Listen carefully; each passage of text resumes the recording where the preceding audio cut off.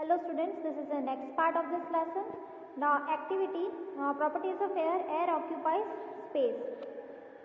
We have activity, take an empty glass and bucket half filled with water. Invert the glass and quickly put it into the bucket of water. Keep the glass straight and inverted. अब हमें glass को कैसा रखना है? Straight और inverted रखना है. The water does not enter the inverted glass. जो water जो है वो inverted glass में कभी भी enter नहीं होगा. The air present in the empty glass prevents the water from entering it. जो air है उसमें space, वो empty space ने उसमें glass में occupy कर लिया है space, तो उस वजह से जो inverted glass को हम water के अंदर put करेंगे तो water उसमें enter नहीं हो पाएगा. Now tilt the glass a little. अब हम उसे थोड़ा सा टेढ़ा करेंगे. When you tilt the glass in water, you find the air present in the glass goes out in the form of air bubbles. जैसे हम ग्लास को थोड़ा टिल्ट करेंगे तो एयर जो है वो वाटर में से ऐसे बबल्स के थ्रू बाहर निकल जाएगी और वाटर जो है उसके अंदर एंटर होता जाएगा ग्लास के अंदर. Shows that the glass which appears to be empty to you is actually filled with air, so it is proves that air occupies space. Now the blanket of air around the earth is called atmosphere. Atmosphere contains maximum amount of nitrogen. Which of the following gases is used in fire extinguisher? That is carbon dioxide. Air has weight.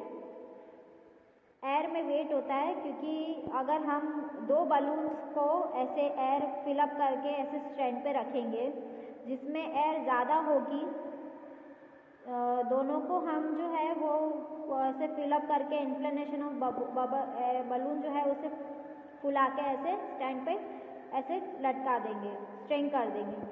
अब दूसरे balloon को हम किसी pin से balloon को ऐसे फोड़ देंगे. नाउ पंक्चर्ड बलून और इन्फ्लेटेड बलून, अब दोनों में अनबैलेंस होगा क्योंकि एयर में वेट है. Now air can be compressed since the molecules of gases in air are far apart from each other. Air can be compressed and pushed into small pieces. Molecules जो है, gases जो है air में वो काफ़ी फार होते हैं एक दूसरे से, तो एयर जो है वो कंप्रेस होती है और pushed into small spaces, और small spaces में वो पुश हो जाती है. Air expands on heating and contracts on cooling. Air जो है वो हीटिंग के थ्रू एक्सपांड होती है और कूलिंग में वो कम हो जाती है. When air is warmed it expands and takes up more space. जब एयर वार्म्ड होती है तो उससे ज़्यादा स्पेस चाहिए होती है. On the other hand when air is cooled, अगर एयर कूल्ड है तो उसे श्रिंक हो जाती है, सिकुड़ जाती है और उसे कम स्पेस की ज़रूरत होती है. Air exerts pressure. एयर जो है वो प्रेशर को एक्सर्ट करती है. You have learn that air occupies space has wait. जिसमें स्पेस उसने ऑक्यूपाई करके रखा उसमें वेट होता है. Anything that has wait exerts pressure, so air is also exert pressure. The pressure exerted by air is called atmospheric pressure. और जो pressure air के थ्रू एक्सर्ट होता है उसे हम एटमॉस्फेरिक प्रेशर कहते हैं. Importance of air pressure. Air pressure helps in everyday life like in filling up a syringe and fountain pen, drinking with straw using droppers. When you drink with a straw, जब हम straw से drink करते हैं, air inside जो straw है वो bubbles के through सक हो जाती है. The pressure of air inside the straw becomes less. और जब straw के अंदर जो एयर प्रेशर होता है वो लेस हो जाता है. The air pressure outside the surface of juice is more. जो आउटसाइड जो एयर प्रेशर होता है जूस में वो मोर रहता है. Air pressure on the surface of the juice then force the juice to move up inside the straw. Air जो है वो प्रेशराइज करती है जूस को जिससे कि वो स्ट्रॉ के अंदर आ जाए और जूस जो है स्ट्रॉ के अंदर आ जाए. तो dropper also works in the same way, और ड्रॉपर भी उसी तरह वर्क करता है. After air the second most essential thing for our life is water. All living things need water. सभी को वाटर की नीड है. 3/4 of Earth's surface is covered with water. Only 3% of total water can be used for drinking, and 97 water in the ocean is contains salt. और 97% of water जो है ocean का उसमें salt present है. Give some uses of water other than drinking. Bathing, cleaning, washing. How we get water? We get water from rivers, ponds, lake, rain. ये सब हमने first second standard में सब पढ़ लिया है. So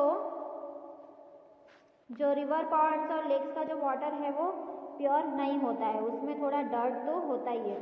अब हम डर्टी वाटर अनक्लीन वाटर तो हम पी नहीं सकते, जो कि हमारी बॉडी के लिए अनफिट है, अनसेफ है। तो हम लोग क्या करेंगे, उसकी जो वाटर की जो इम्प्योरिटीज़ है वो हम रिमूव करेंगे। The impurities are of two type, soluble and insoluble. Impurities जो होती है वो टू टाइप्स की होती है, सॉल्यूबल होती है और इनसॉल्यूबल होती है। Soluble impurities, all those impurities that can dissolve in water are called soluble impurities. ऐसी सारी इम्प्योरिटीज जो कि वाटर के अंदर डिजॉल्व होती है हम उसे सॉल्यूबल कहते हैं। For example salt of potassium and magnesium. और insoluble impurities like dissolve in water, जो इम्प्योरिटीज वाटर के अंदर डिजॉल्व नहीं हो पाती हम उसे इनसॉल्यूबल इम्प्योरिटीज कहते हैं। For example sand and mud.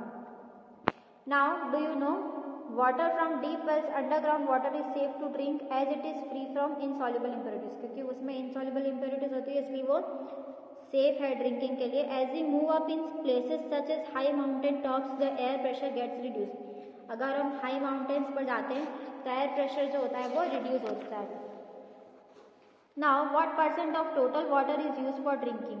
3%. Air dash on heating expands. The substance that make water unfit for use are called impurities. Now, removal of impurities from water. हम कैसे रिमूव कर सकते हैं? तो सेडिमेंटेशन से। सबसे पहले हमें ग्लास लेना है, उसमें पूरा वाटर फिलअप, उसमें वाटर फिलअप करना है हाफ, और उसमें थोड़ी सी सैंड डालनी है। तो सैंड मिक्सअप वाला वाटर जो है हम ऐसे मिक्स करके उसे ग्लास में रख देंगे।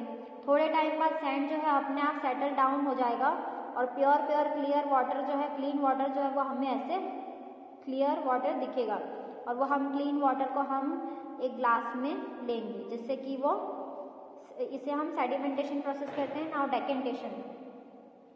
अब डेकेंटेशन को क्या करेंगे, जो सैंड का जो बचा हुआ जो सैंड में से जो इम्प्योर सैंड जो है वो वाटर में नीचे रह गया है, और वो वाटर को हम थोड़ा सा ग्लास को जो है हम टिल्ट करके दूसरे ग्लास में हम ऐसे क्लीन जार में हम उसे फिलअप करेंगे, तो उससे जो है वो डेकेंटेशन प्रोसेस हुई।